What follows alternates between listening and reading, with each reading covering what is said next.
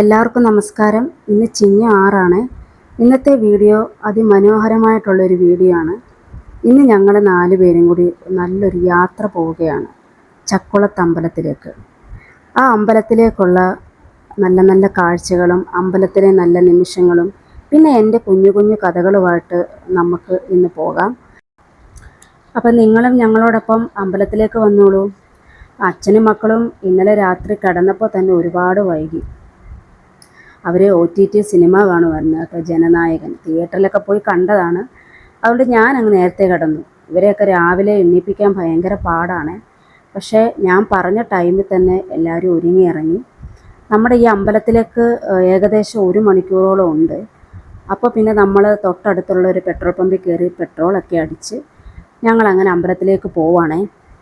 നമ്മൾ പോകുന്നത് കിടങ്ങറ വഴിയാണ്, അതായത് ചങ്ങനാശ്ശേരി ആ റോഡാണ്. അത് കുറേ പോയി കഴിയുമ്പോഴത്തേക്കിന് നേരെ തിരിഞ്ഞിട്ട് നല്ലൊരു മനോഹരമായിട്ടുള്ളൊരു പുതിയൊരു പാലമൊക്കെ ഇപ്പം വന്നിട്ടുണ്ട്, കിടങ്ങറ പാലം. അപ്പോൾ പണ്ടൊക്കെ ഈ വഴിയെന്ന് പറഞ്ഞാൽ വലിയ ബുദ്ധിമുട്ടായിരുന്നു പോകാൻ. പക്ഷേ ഇപ്പോൾ ഇവിടെ എല്ലാം നല്ല സെറ്റാക്കി, റോഡായാലും എല്ലാം പാലങ്ങളും ഒക്കെ നല്ലതാക്കിയിട്ടുണ്ട്. അപ്പോൾ അതുകൊണ്ട് നമുക്ക് കുഴപ്പമില്ലാത്ത രീതിയിൽ വണ്ടി ഓടിച്ച് നല്ല സുഖമായിട്ട് പോകാൻ പറ്റും. ഈ ചക്കുളത്ത് അമ്പലത്തിലേക്ക് ഞങ്ങൾക്ക് പറ്റുന്ന സമയത്തൊക്കെ ഞങ്ങൾ പോവാറുണ്ട്. പണ്ടെന്ന് പറഞ്ഞാൽ എൻ്റെ കല്യാണത്തിന് മുമ്പ് എല്ലാ മാസവും ഞാൻ അമ്മയെ കാണാൻ പോകാറുണ്ട്. അപ്പോൾ എൻ്റെ വീടിൻ്റെ അടുത്തുള്ള ഹരിപ്പാട് ബസ് സ്റ്റാൻഡുണ്ട്. ആ ഹരിപ്പാട് ബസ് സ്റ്റാൻഡിൽ ചക്കുളത്തുകാവിലേക്ക് ബസ്സുണ്ട്. രാവിലെ 6:45 7 മണിയാകുമ്പോൾ അവിടെ നിന്ന് ബസ്സുണ്ട്. അപ്പം ആ ബസ്സിൽ കയറി ഇതാണ് ഞാൻ പറഞ്ഞ കിടങ്ങറ പാലവേ.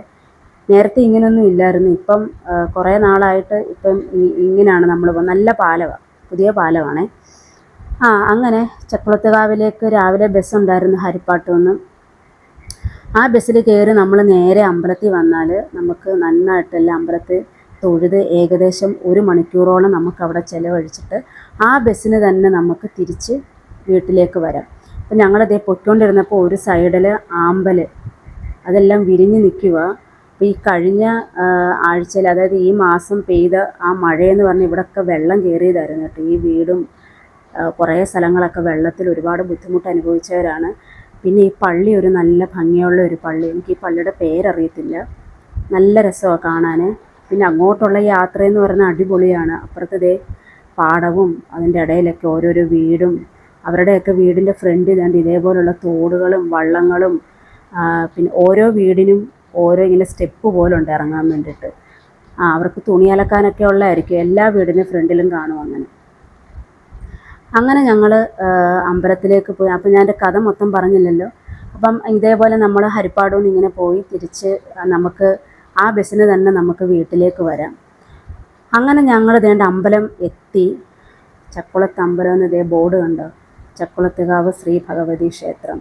ഇന്ന് ശനിയാഴ്ച ആയതുകൊണ്ട് വലിയ ആളൊന്നും കാണത്തില്ലെന്നുള്ള പ്രതീക്ഷയിലാണ് പോകുന്നത്. അല്ലാതുള്ള അവധി ദിവസങ്ങളിലും സൺഡേ എന്നൊക്കെ പറഞ്ഞാൽ ഭയങ്കര ആളാണ് ഇവിടെ. അകത്തേക്ക് കയറിയപ്പോഴും വലിയ വണ്ടിയൊന്നുമില്ല. നമുക്കും വണ്ടി നല്ലൊരു സ്ഥലത്ത് ഇടാൻ പറ്റി. പിന്നെ ചേട്ടൻ ഇവിടുത്തെ കുറേ നല്ല നല്ല കാഴ്ചകളെല്ലാം വീഡിയോ എടുക്കുവാണ്. ഞങ്ങളപ്പം പറഞ്ഞെന്നാൽ അമ്പലത്തിലേക്കുള്ള സാധനങ്ങൾ ഞങ്ങൾ മേടിക്കട്ടെ എന്ന് പറഞ്ഞു. നമുക്ക് അമ്പലത്തിൻ്റെ പുറത്താണ് എല്ലാ സാധനങ്ങളും കിട്ടുന്നത്. അകത്തങ്ങനെ ഇതേപോലെയുള്ള പൂമാലകളോ വിളക്കുകളോ ഒന്നും അങ്ങനെ കിട്ടത്തില്ലെന്ന് അവിടുത്തെ സെക്യൂരിറ്റി പറഞ്ഞു. എന്തെങ്കിലും വഴിപാടിനുള്ള രസീത് മാത്രമേ നമുക്ക് അകത്ത് എഴുതാൻ പറ്റത്തുള്ളൂ. അപ്പം ഞാൻ പറഞ്ഞത് ഇവിടെ നിന്ന് നമുക്ക് അമ്പലത്തിലേക്കുള്ള സാധനങ്ങൾ മേടിക്കാമെന്ന് പറഞ്ഞ് ഞങ്ങൾ നേരെ അമ്മയ്ക്കുള്ള മാല മേടിച്ചു. നല്ല ചുവന്ന മാലയാണ് കിട്ടിയത് കേട്ടോ, റോസാപ്പൂവിൻ്റെ മാലയാണ് കിട്ടിയത്. പിന്നെ അകത്തേക്ക് വെക്കാനുള്ള എണ്ണ മേടിച്ചു, ചന്ദനത്തിരി, കർപ്പൂരം, അങ്ങനെയുള്ള കുറേ സാധനങ്ങളൊക്കെ മേടിച്ചപ്പോൾ നീലനും കാത്തുവും അവിടെ എല്ലാം ഇങ്ങനെ നോക്കി നോക്കി നടക്കുവാണ് കേട്ടോ. കാരണം എന്ന് വെച്ചാൽ കുറേ അമ്മയുടെ തന്നെ ഫോട്ടോ ഇങ്ങനെ ഫ്രെയിം ചെയ്ത് വെച്ചിട്ടുണ്ട്. പിന്നെ അമ്മയുടെ പടം ഇങ്ങനെ സ്റ്റാൻഡേൽ ചെറുതും വലുതുമായിട്ടുള്ള വേറെ കുറേ ഫോട്ടോസും അങ്ങനെ ഇങ്ങനെ ഒത്തിരി സാധനങ്ങൾ അവിടെ കണ്ടു ഞങ്ങൾ. പിന്നെ അതെല്ലാം മേടിച്ചു. അകത്തേക്കുള്ള സാധനങ്ങളെല്ലാം മേടിച്ചു. പുറത്ത് ഒരുപാട് ഉപദേവതകളുള്ള അമ്പലമാണ്. ഇത് ഞാൻ നേരത്തെ പറഞ്ഞ പോലത്തെ ആ ബസ്സാണ്, ഹരിപ്പാട്ടു നിന്നുള്ള ബസ്സാണ്. പണ്ട് ഞാനും നമ്മുടെ വീടിൻ്റെ തൊട്ടപ്പുറത്തുള്ള വീട്ടിലെ ചേച്ചിയും കൂടെ ആണ് വരുന്നത്. ആ ചേച്ചിയുടെ പേരാണ് താര ചേച്ചി എന്ന് വിളിക്കും. അത് കണ്ടപ്പോൾ എനിക്ക് അന്ന് ഞാൻ വന്നതല്ല എൻ്റെ ഇങ്ങനെ ഓർമ്മയിൽ വന്നു കേട്ടോ. പിന്നെ ഞങ്ങൾ നേരെ കാല് കഴുകാൻ വേണ്ടിയിട്ട് അമ്പലക്കുളത്തിലേക്ക് പോവാണേ. വലിയ തെന്നലൊന്നുമില്ല. അമ്പലത്തിൽ കയറുന്നതിന് മുമ്പ് നമ്മുടെ കാലും കൈയും ശരീരമൊക്കെ ഒന്ന് ശുദ്ധീകരിച്ച് പോകണമല്ലോ. നമ്മൾ ചെരുപ്പൊക്കെ ഇട്ടുകൊണ്ടല്ലേ വന്നത്. പണ്ടൊക്കെ ഇതിനകത്ത് ഒത്തിരി മീനുണ്ടായിരുന്നു കേട്ടോ. പക്ഷെ ഇപ്പം ഞാൻ നോക്കിയിട്ട് മീനിനെ ഒന്നും കണ്ടില്ല. അപ്പോഴേക്ക് ചേട്ടൻ ഇതാണ്ട് ഇതിൻ്റെ എല്ലാം വീഡിയോയും ഫോട്ടോയും ഒക്കെ എടുക്കുവാണ്. മോള് ഞങ്ങൾക്കെല്ലാം തളിച്ചൊക്കെ തരുവാണേ. ഞങ്ങൾ പിന്നെ നേരെ അകത്തേക്ക് കയറുവാണ്. അകത്തേക്ക് കയറുമ്പോൾ നമുക്ക് വീഡിയോയും ഫോട്ടോസൊന്നും ഒരമ്പലത്തിലും എടുക്കാൻ പറ്റത്തില്ലല്ലോ. അതുകൊണ്ട് ഞങ്ങൾ 4 പേരും അകത്ത് കയറി. അകത്ത് കയറിയപ്പം വലിയ തിരക്കൊന്നുമില്ല. നല്ല ഭംഗിയായിട്ട് ഒരുപാട് സമയം നിന്ന് അമ്മയടുത്ത് നന്നായിട്ട് പ്രാർത്ഥിക്കാൻ കഴിഞ്ഞു.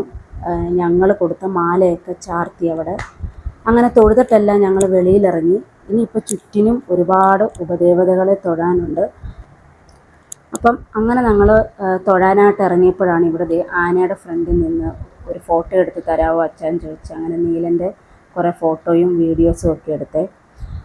അങ്ങനെ ഞാനിപ്പം ഈ അമ്പലം കണ്ടപ്പോൾ എനിക്ക് മറ്റൊരു നല്ലൊരു ഓർമ്മ കൂടിയുണ്ട്. അത് ഞാൻ നിങ്ങളോട് പറയാം. ഞാൻ കല്യാണം കഴിച്ചിരിക്കുന്നത് എൻ്റെ അപ്പച്ചിയുടെ മോനെയാണ്.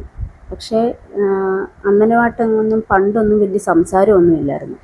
വീട്ടിലൊക്കെ എന്തെങ്കിലും വിശേഷം വന്നു കഴിഞ്ഞാൽ ആളങ്ങനെയൊന്നും വരാറില്ല. മെയിനായിട്ട് എന്തെങ്കിലും കല്യാണമോ അങ്ങനെ വരുമ്പോൾ ജസ്റ്റ് ഒന്ന് വരും, കുറച്ച് സമയം നിൽക്കും, തിരിച്ചിങ്ങ് പോരും. അന്നേരം കാണുമ്പോൾ ഒന്ന് ചിരിക്കും, അങ്ങനെ ഉള്ളായിരുന്നു. ഇപ്പം ഞങ്ങൾ തൊഴുതിറങ്ങിയത് വലിയൊരു ഹനുമാൻ ക്ഷേത്രത്തിൻ്റെ അവിടെ നിന്നാണ്. അതിൻ്റെ ഫോട്ടോ ഒന്നും എടുക്കാൻ പറ്റത്തില്ല എന്ന് പറഞ്ഞു. പിന്നെ ഇവിടെ ഞങ്ങൾ കുറേ നേരം ഇരുന്നു. ആ സമയം കൊണ്ട് ഫോട്ടോ എടുത്തു, വീഡിയോ എടുത്തു. ഇതൊരു ആലിഞ്ചൂടാണ്. അവിടെ നിന്ന് പറഞ്ഞാൽ കുഞ്ഞുങ്ങളില്ലാത്തവർക്ക് ഇങ്ങനെ തൊട്ടിലൊക്കെ കിട്ടുന്ന. നീലം കിടന്ന് ഭയങ്കര ഓട്ടമാണ് അവിടെ കിടന്നത്. ചാടി കയറുകയോ ഇറങ്ങുകയോ ഒക്കെ ചെയ്യുവാണ്. ഇവിടെ ഭയങ്കര ഫോട്ടോഷൂട്ട് നടക്കുകയാണ്. അവൾ പറഞ്ഞ അച്ഛൻ എനിക്ക് കുറേ ഫോട്ടോ എടുത്ത് തരാൻ പറഞ്ഞു. അങ്ങനെ ചേട്ടൻ്റെ അവളുടെ ഫോട്ടോ ഒക്കെ എടുത്ത് കൊടുക്കുക. അപ്പം എൻ്റെ കഥയിലേക്ക് നമുക്ക് തിരിച്ചു വരാം. അപ്പം അങ്ങനെ ഞാനും ആ ചേച്ചി അമ്പലത്തിൽ നിന്ന് തൊഴുതിറങ്ങിയപ്പോൾ ഉണ്ട് അമ്പലത്തിൻ്റെ ഫ്രണ്ടിൽ ഒരാൾ നിൽക്കുന്നു. നോക്കിയപ്പോൾ എനിക്ക് ആദ്യം ആളിനെ എത്ര പിടി കിട്ടിയില്ല. പക്ഷെ എവിടെയോ കണ്ട ഒരു ഇത്. അടുത്ത് നോക്കിയപ്പോഴാകുമ്പോൾ എന്നെ നോക്കി ചിരിച്ചു. അപ്പം ഞാൻ നോക്കിയപ്പം അണ്ണനായിരുന്നു.